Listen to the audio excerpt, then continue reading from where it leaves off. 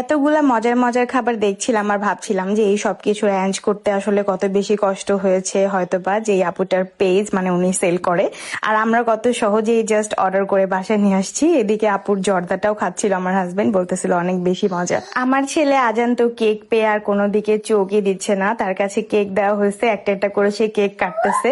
এমনিতে মোবাইলে বা টিভির স্ক্রিনে যদিও কখনো কেক দেখে তাহলে বলে মাম্মাম কেক মাম্মাম কেক, মানে ওর সামনে কেক যতক্ষণ আসছে ও কখন যে কাটবে সেই জন্য পাগল হয়ে গেছে। পরে তাড়াতাড়ি করে আমরা একটা একটা করে কেক ওকে কাটাই এন্ড একটা একটা করে খাই। সত্যি বলতে প্রতিটা কেক অনেক বেশি মজা ছিল, যেহেতু হোমমেড, আপু নিজের হাতে বানিয়েছে। আপুর পেজটাও কিন্তু আমি মেনশন করে দিয়েছি। যারা ব্রাহ্মণবাড়িয়া বাঞ্ছারামপুরের মধ্যে আছেন, হোমমেড কেক মানে অর্ডার করতে চাচ্ছেন, বাসায় বসে থেকে ভালো ভালো কেক খেতে চাচ্ছেন, তারা অর্ডার করে ফেলবেন। সবগুলা পেজ কিন্তু আজকে আমি মেনশন করে দিয়েছি এন্ড কমেন্ট বক্সেও তাদের হোয়াটসঅ্যাপ নাম্বার দিয়ে দিয়েছি। সবশেষে দেখেন আমার রান্নাঘরের কি অবস্থা। এখন ভিডিও টিডিও বাদ দেন ভাই, খাওয়া দাওয়া অনেক হয়েছে, এখন রান্নাঘর গুছাতে হবে। আল্লাহ হাফিজ, thank you so much for watching.